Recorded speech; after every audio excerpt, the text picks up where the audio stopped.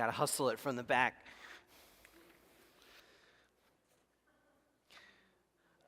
Friends, we continue on with a little mini-series reflecting through and around the hymn that we sang this morning, For the Beauty of the Earth. We sang the odd verses last week. We sang the even verses this week.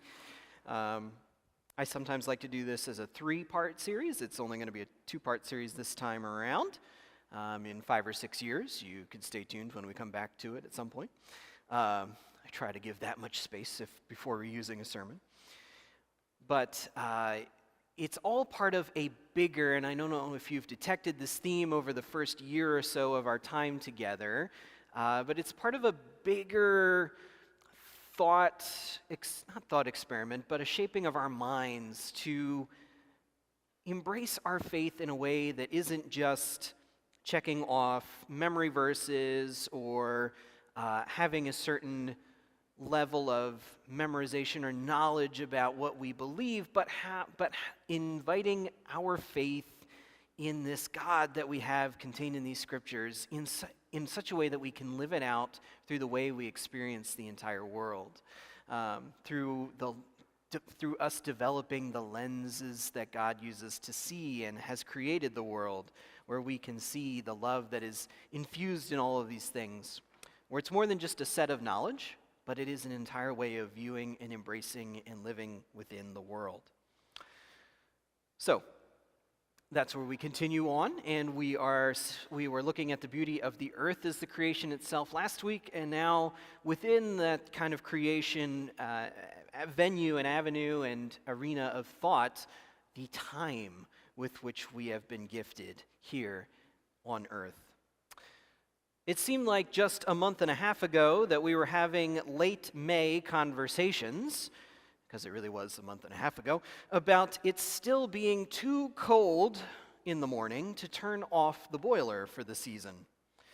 And at least in that category this year, we've been winning the climate change lottery, so to speak, for the moment. And now, after our annual desire to rush into the warmer weather of summer has been fulfilled very quickly, I stand here together with you thinking, well, maybe it doesn't need to be quite this warm or this humid. And I can, So, I'm getting older. This never used to be a problem for me, the underarm stuff, but my Google search now has best undershirts for stains and those kinds. So maybe it doesn't need to be this warm. But isn't that part of our experience of going through life?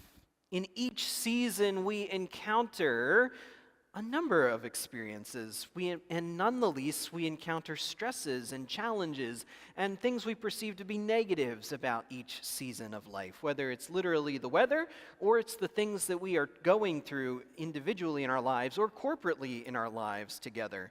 We talked last week about returning constantly to the salty water that abounds but does not quench our thirsts for life and vitality in the world.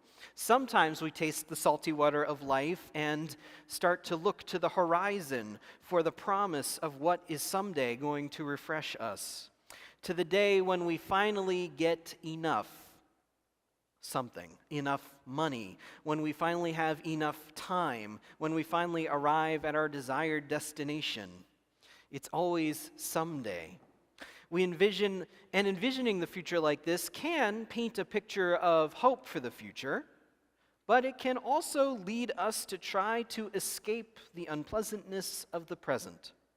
And especially if the present is unpleasant. And that can turn into an unhealthy coping mechanism, because now we'll always have some challenges. We'll always have something that we may deem as being worth escaping. I tried to remember a time in my life when there were no challenges or no stressors or no things in that vein, and there always has been something.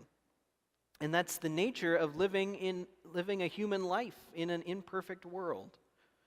The reality of God's creation, though, is that despite our best efforts sometimes to convince ourselves otherwise, There really is beauty around us in every instant as well.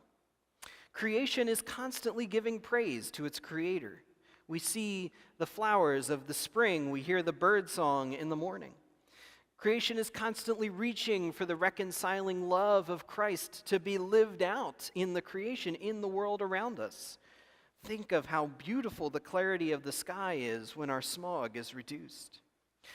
The creation is constantly nodding to the very present power of the Holy Spirit moving among us. You'll remember the Greek and Hebrew, and it's true in a number of languages, word for wind and spirit is the same word. Feel the Spirit as it refreshes you and cools your cheek when it blows on a warm day. That the very essence of the creation around us has God's life breathing through it.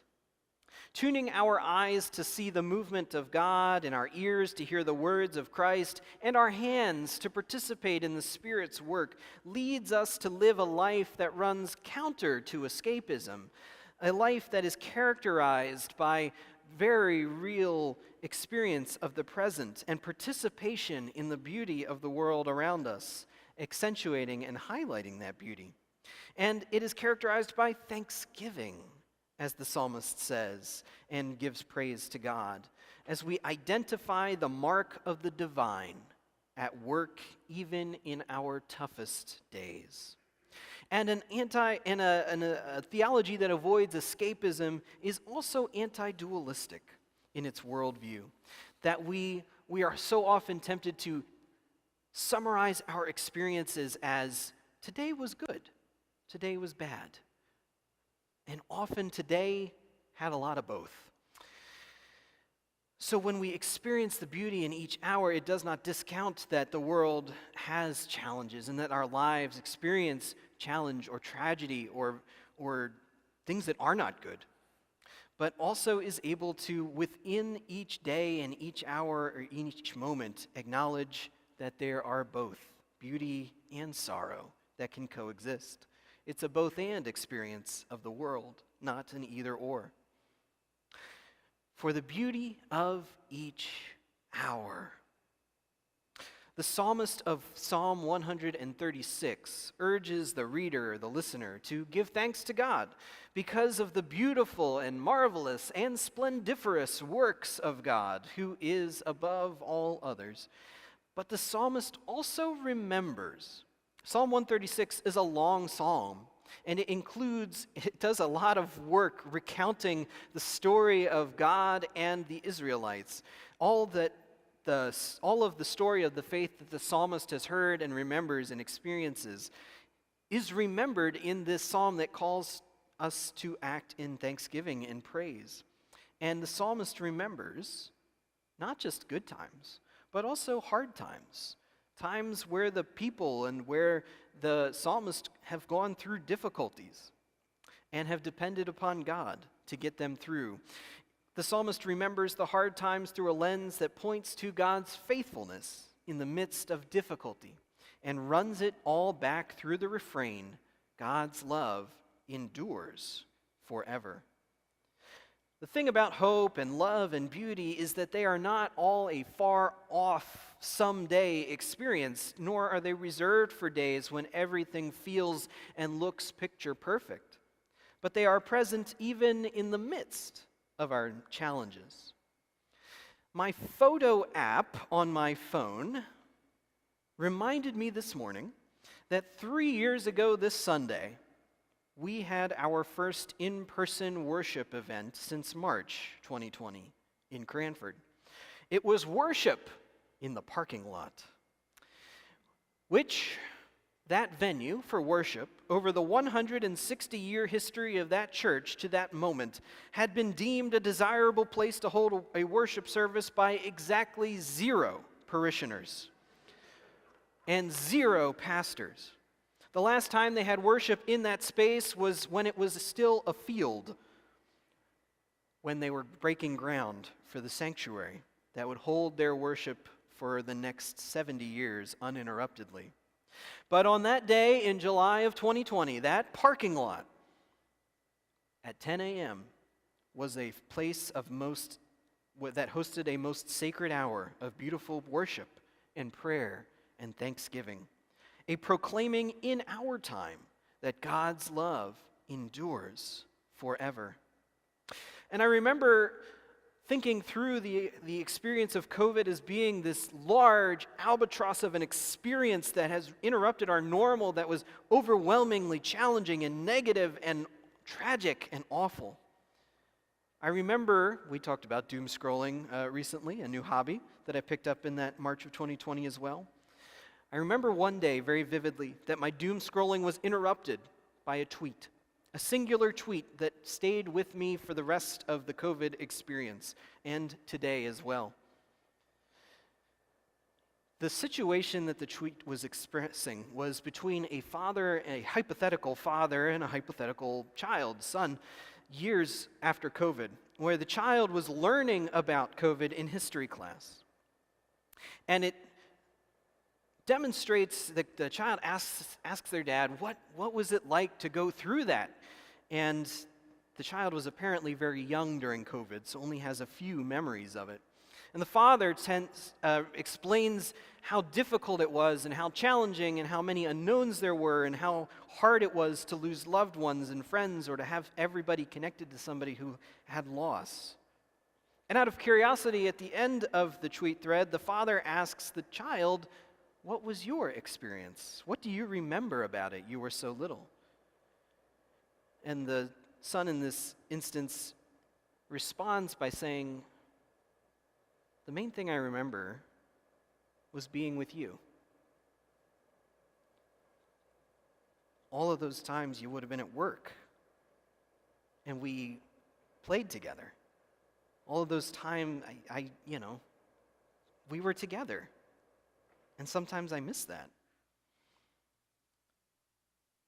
And I tried to keep that understanding and that story with me as I struggled through the experience of COVID, both on an individual level, on a family level, on a community level, a church level, a national level, an international level. That even in the midst of something as ugly as the height of COVID was, and how stressful it was to live in the midst of those challenges and conflicts, and the conflicts that it created, and the conflicts that it exacerbated in our political and socioeconomic experience of society,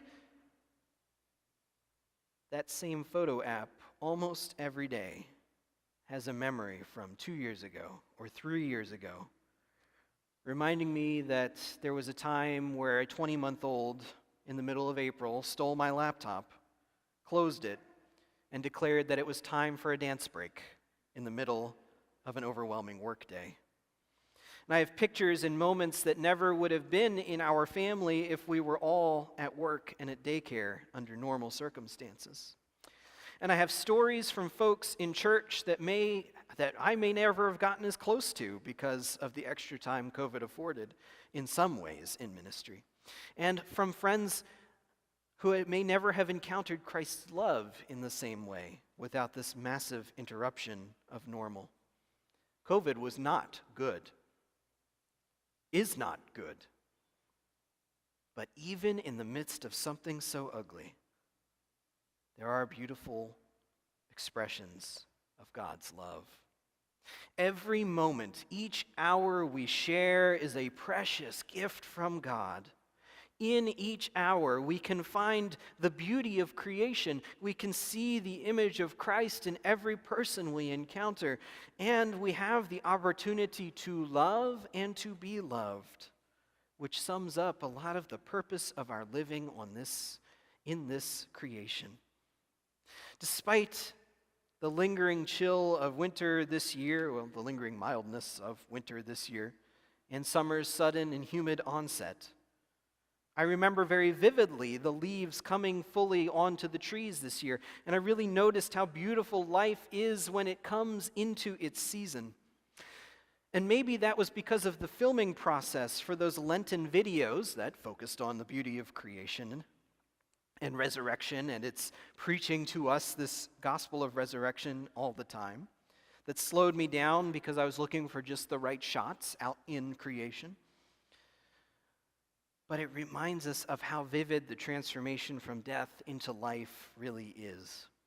And so much of our world and so much of our experience of it is this redemption of things that lead us to decay, that are experiencing and pointing us to death, becoming life again. Sometimes even the experience of death itself. It is this constant pattern of resurrection that is built into the very world around us.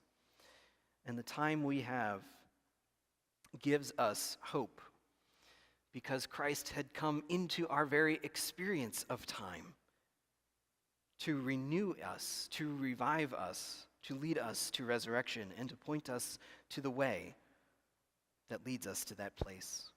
So take heart, dear ones. Though these are days that continue to be of great trials, there is still yet beauty all around us.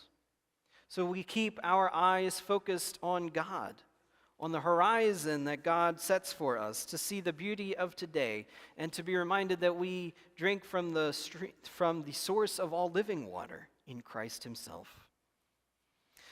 God's love endures forever, through the extreme cold and the extreme warm. God's love endures both extremes.